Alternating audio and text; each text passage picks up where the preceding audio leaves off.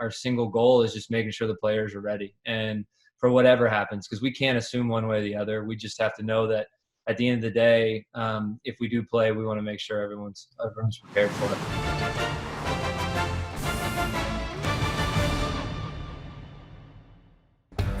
HyunJin Ryu, and his starts are becoming appointment viewing. He is a control pitcher, got a great changeup, curveball, cutter. Here's the guy with the best ERA in the National League. Every time he's out there is no panic button for him. He just looks like he's playing catch with the catcher, certainly making pitches when he has to.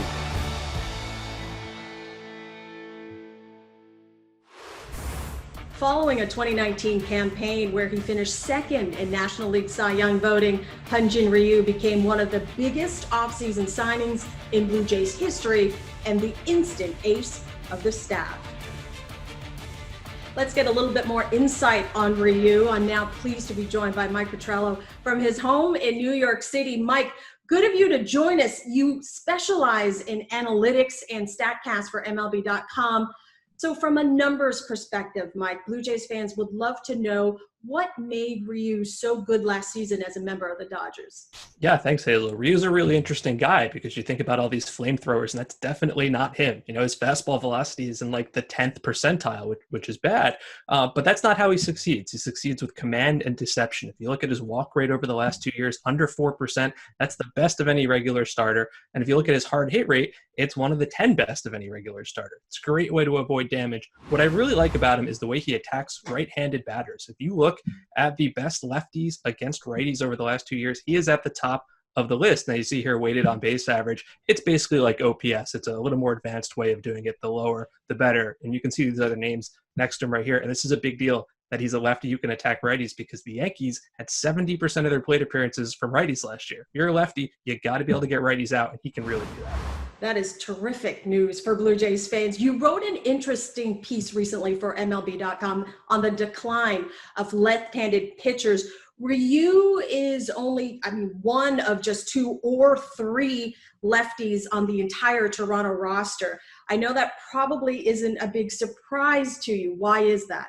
It's been really interesting to see kind of the decline in these great lefty pitchers. You've got Ryu, Kershaw, Blake Snell, maybe a couple of others, but we have seen very few compared to previous years. If you look at the lefty pitchers who've put up 3 wins above replacement seasons, now in terms of WAR, 2 is average, 4 is all-star, so 3 is like slightly above average. Mm-hmm. We just had one of the lowest seasons in terms of fewest great lefties in decades. And if you look at the 2 where there are fewer, those were strike seasons. So it was interesting to me, and it sent me down this whole wormhole. I talked to a bunch of scouts.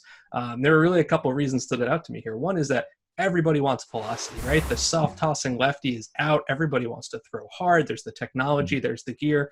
And the gap between left-handed velocity and right-handed velocity has never been larger. It's almost 2 miles an hour. That makes lefties a little less appealing. I also talked to a scout who told me something really fascinating.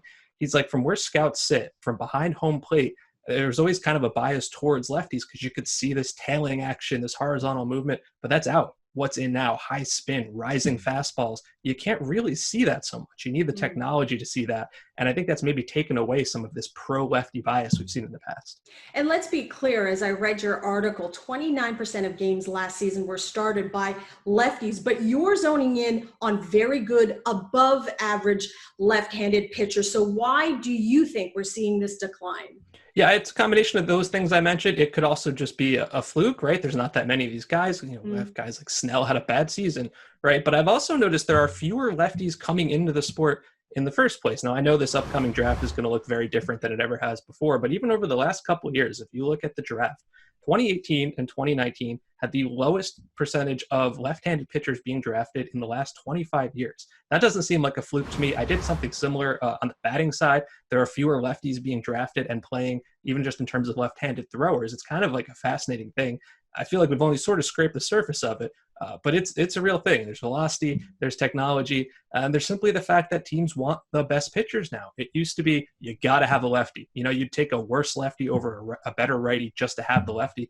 that's not true anymore. It's just have the best pitchers, regardless of the way they can throw. It's kind of an interesting sea change in baseball. And that's what the Houston Astros did, all righties in the ALCS and then in the World Series as well. It's a fascinating read, Mike. Thank you very much. Again, the column is called Where Have All the Top Lefty Pitchers Gone? And you can check out Mike Petriello on MLB.com. Mike, thank you. Thank you, Hazel. Here's a look at the most wins by left-handed pitcher in Blue Jays history. Jimmy Key, well ahead of Wells, Happ, and Romero, thanks in large part to that 17-win season back in 1987 that also landed him, if you remember, second in Cy Young voting. And with a 4-year deal, HyunJin Ryu will be looking to join that list.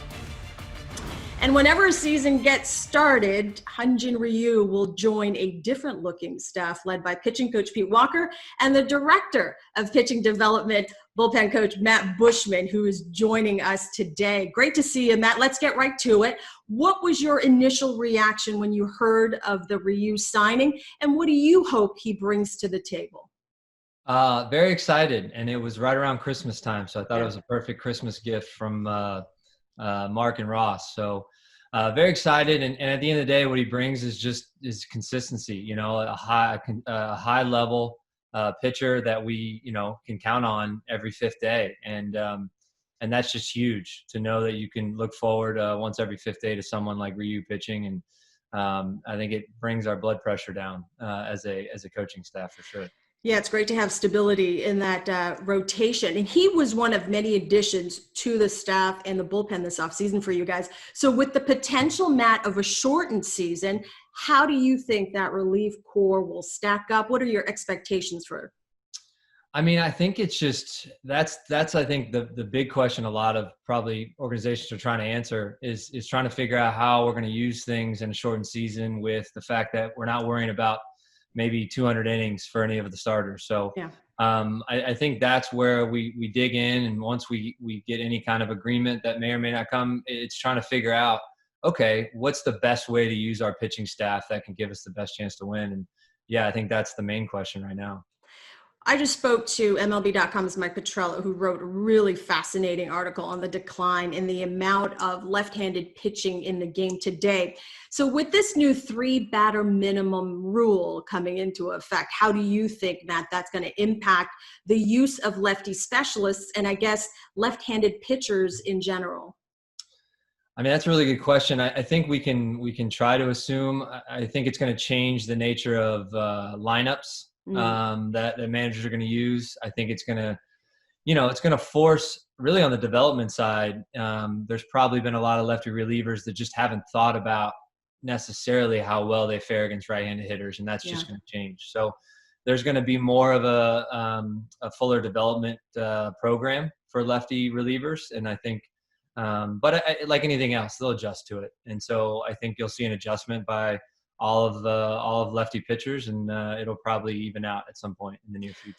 Well, to say coaching over the last couple of months has been, different is truly an understatement. How have you handled getting in touch with your pitchers and making sure they're somehow staying in shape for whatever season lies ahead? A lot of FaceTime, Zoom calls, however you want to say it. So in that sense, I mean, we've gotten awesome text, like videos guys are sending in of things they're doing in these kind of makeshift mounds. And it's been pretty cool to see. So we're definitely staying in touch as much as possible, keeping them up to date and making sure that their workload is in a good place for anything to start. Are you concerned? I had this conversation with Chase Anderson, who is lucky to have someone to work with him during his bullpens. But he said, someone like Tanner Roark, who's been throwing in his basement, and some guys not as lucky to be able to have the space in the room to work out. Are you concerned about these guys being in good enough shape to go back to spring training 2.0 and then ramp up again? Are there any concerns with, any injuries?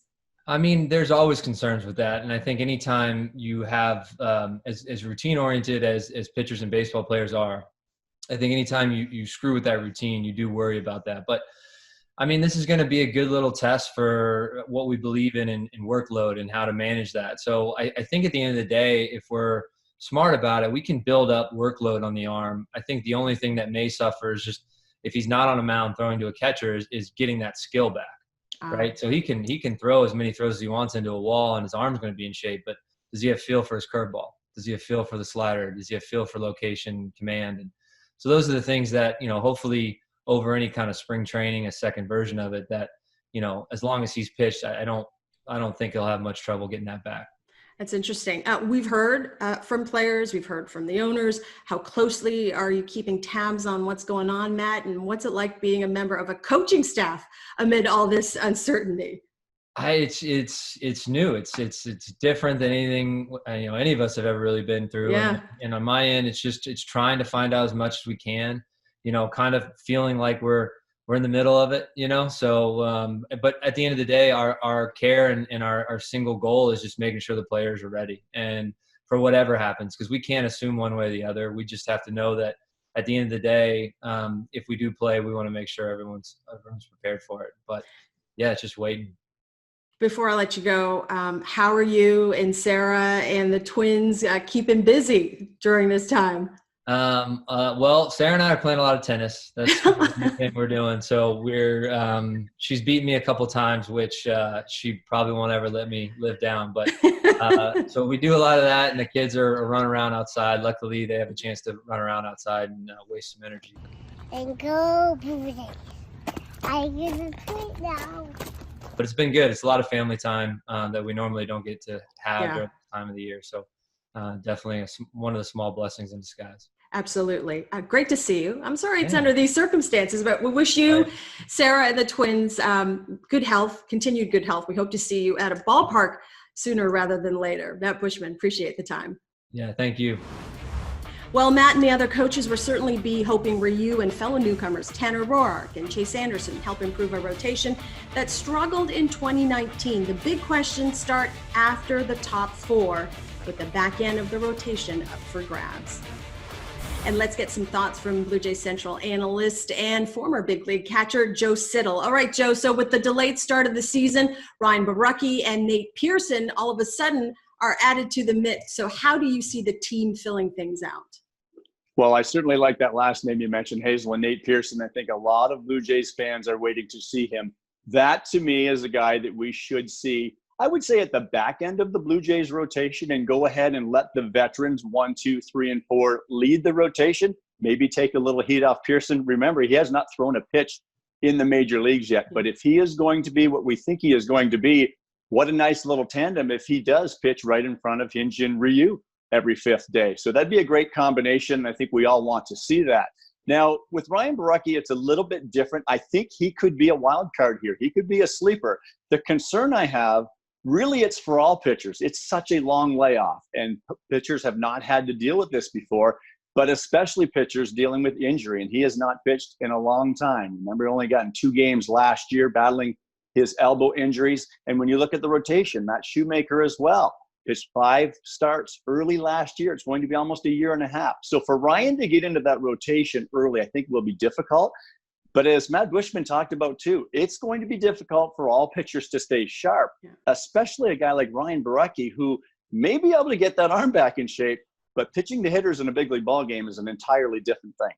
And we heard Matt discuss the impact of the new 3-batter minimum rule. I'm interested to know what your opinion is on that particular rule and how you think that's going to change managing a ball game now. I don't like the rule, Hazel. The reason I don't like the rule is if I'm a manager and I'm trying to get your hitters out, I should be able to do that with the pitchers that I want to use. So I think Major League Baseball stepped in and made a mistake here because it was phrased almost as though they're working on the pace of game and the time and all, and that's not the case. It's not going to speed up the game a whole lot.